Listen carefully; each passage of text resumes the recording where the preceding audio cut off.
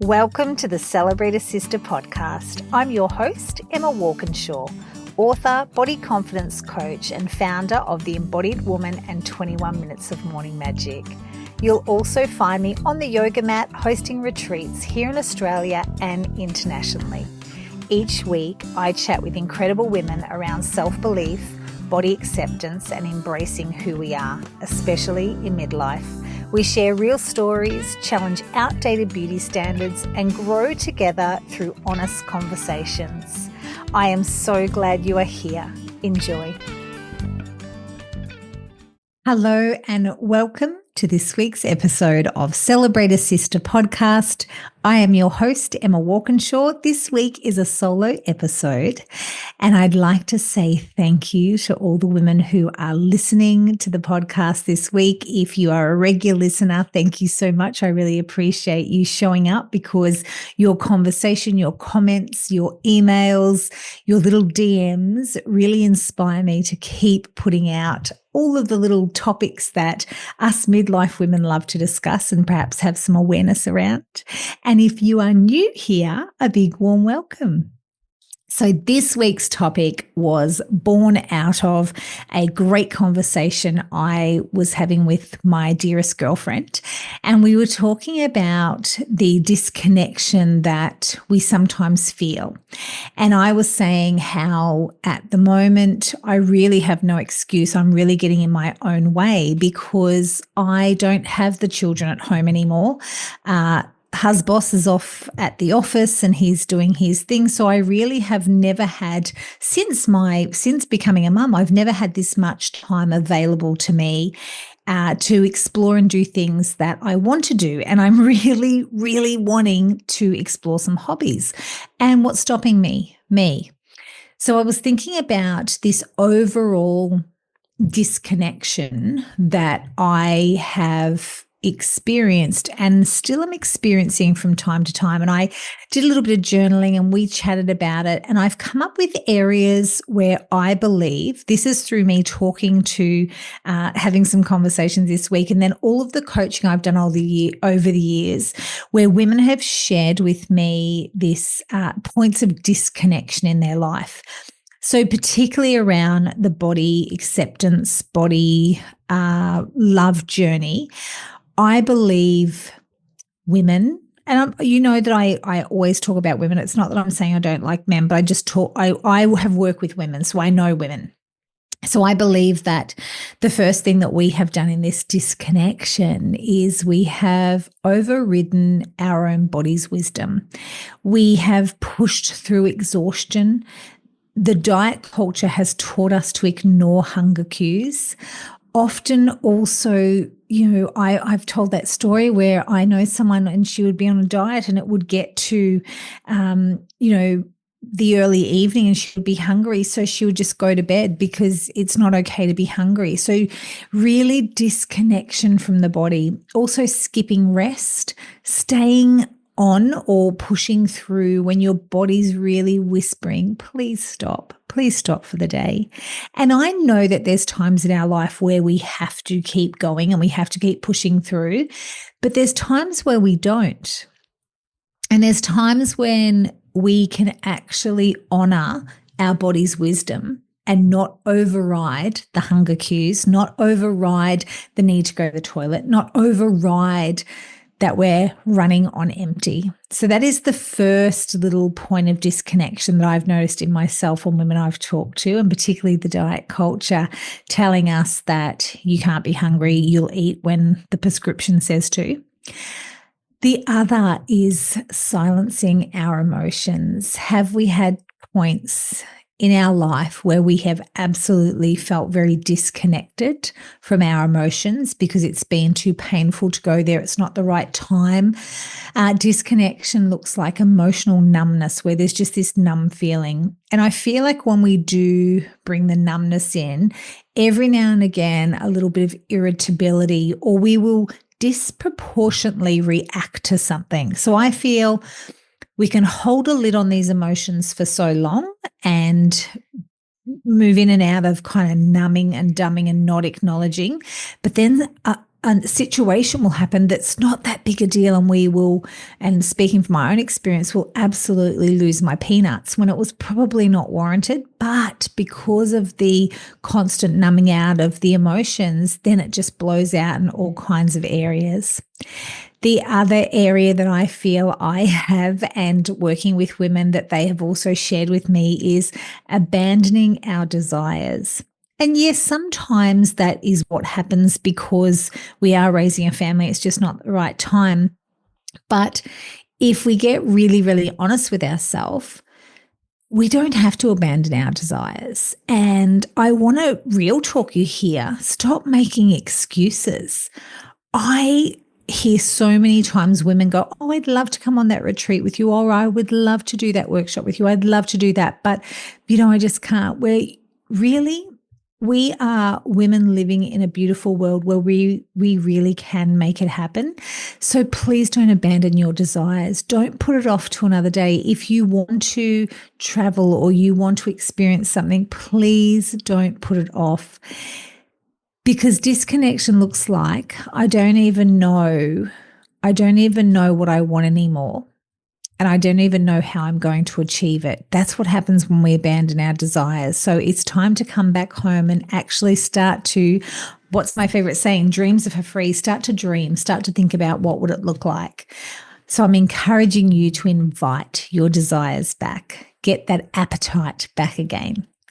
The other beautiful place that I have felt quite disconnected is when I am feeling really vulnerable and not comfortable in myself and not showing up, like being invisible, wanting to shrink and not be seen. And that is not a fun place to be. You all know that a few years ago, 3 years ago, 4 years ago, my word for the year was visible.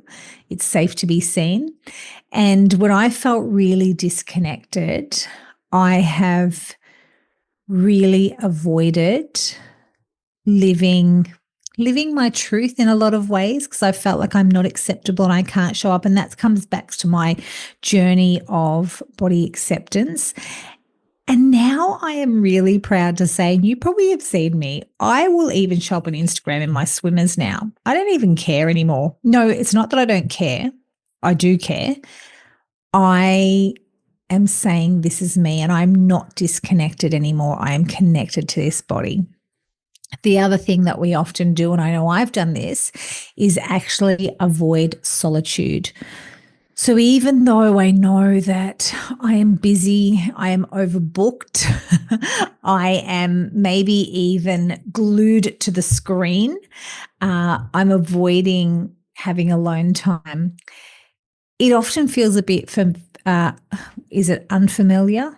Yes, being alone and solitude feels quite unfamiliar to me, because I am an extrovert and I love to be with people. But solitude is a beautiful thing. And I know my best ideas and my creativity comes when I have a little bit of time to myself. So disconnection, when we avoid solitude, can sometimes show up as feeling anxious when there's silence or you've got time for stillness. Maybe even we are craving alone time, but we don't do it. We don't take the opportunity to actually be alone. We keep saying, oh, I need some downtime, I need some alone time. But then when push comes to shove, you busy yourself with other things and don't take some downtime, because solitude can be confronting, speaking from experience. We often ignore our need for the sisterhood. We isolate or pretend that we're fine. We scroll instead of connecting. So it's all good and well to be looking at everybody else's lives, but it's actually, again, disconnecting and not being connected with your people.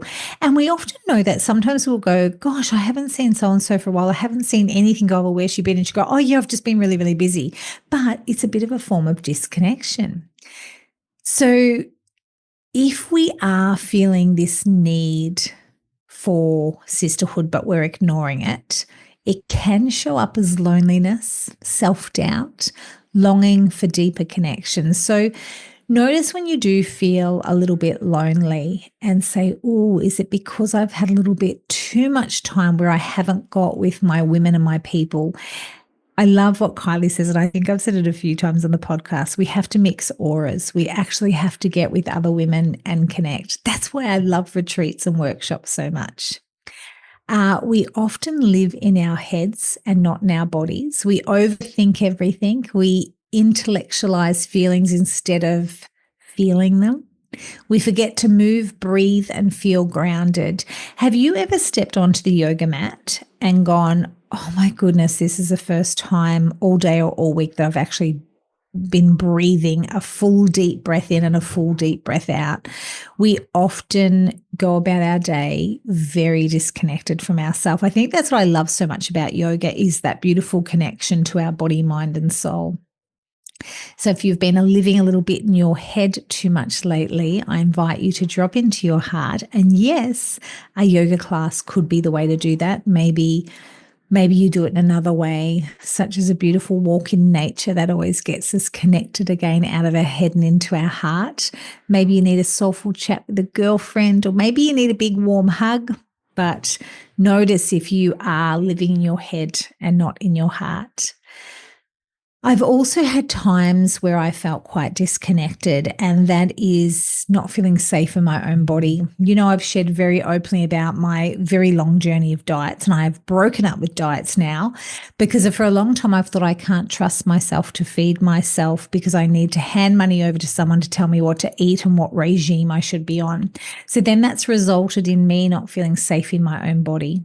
So years of body shame and constant comparison and putting myself down has brought me to a place where I would feel lots of tension and discomfort in myself and really rejecting my own body. Thankfully, a beautiful, beautiful healing journey it has been, and I no longer feel that way.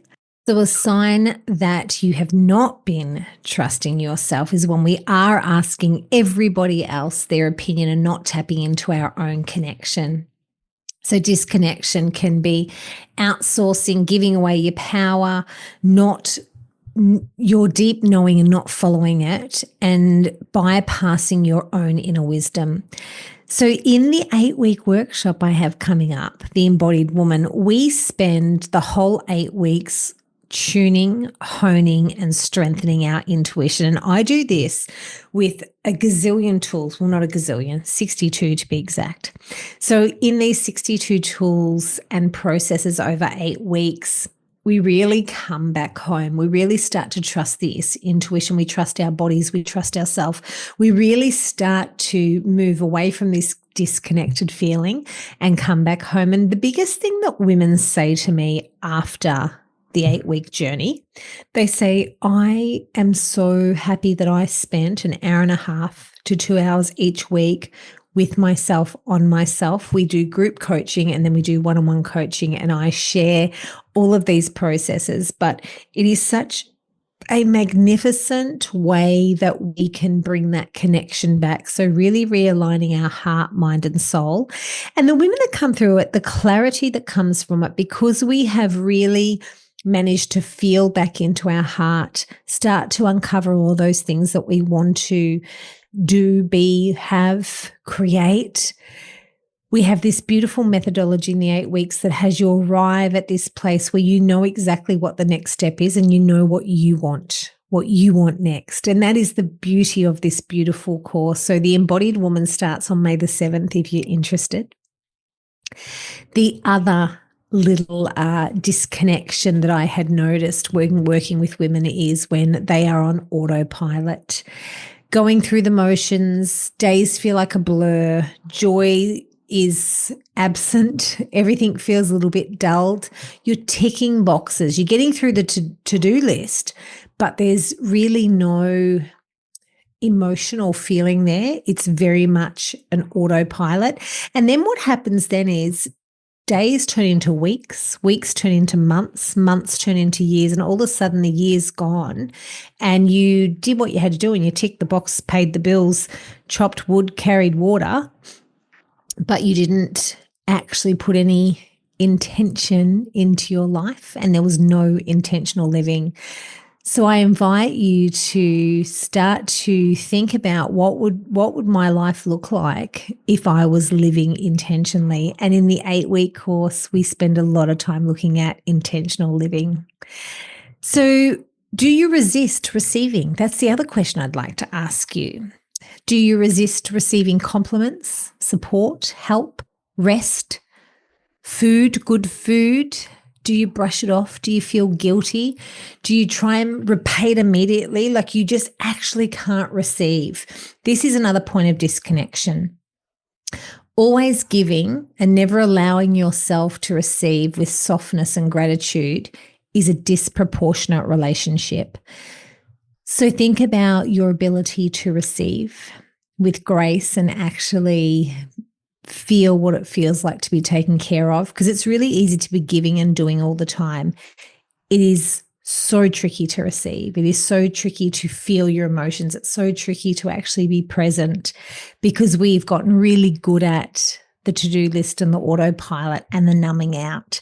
So today, if you resonate with any of the little points that I've made, I will recap for you. So are you overriding your body's wisdom?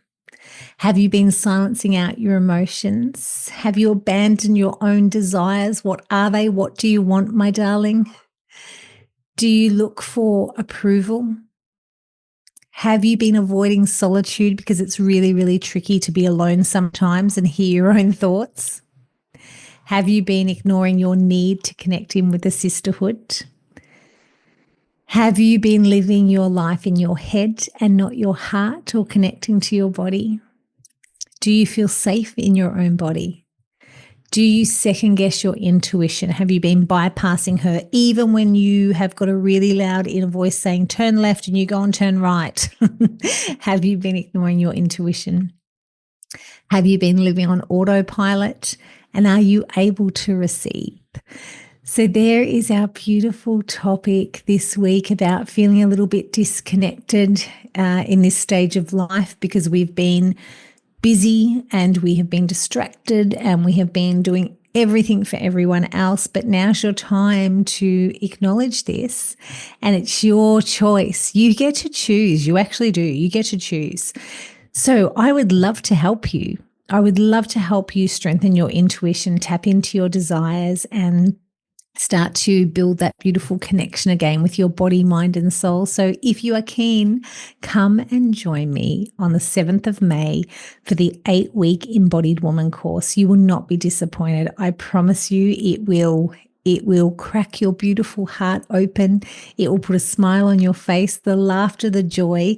And I like to say, we play it deep, yet it's light. There's a lightness to this beautiful work. There's a lightness and a joy and a deep sense of appreciation and presence in this course. So come and join me. Send me a little DM if you would like some more information. Otherwise, all of the links are in the show notes of the podcast. Go and have a gorgeous, gorgeous day.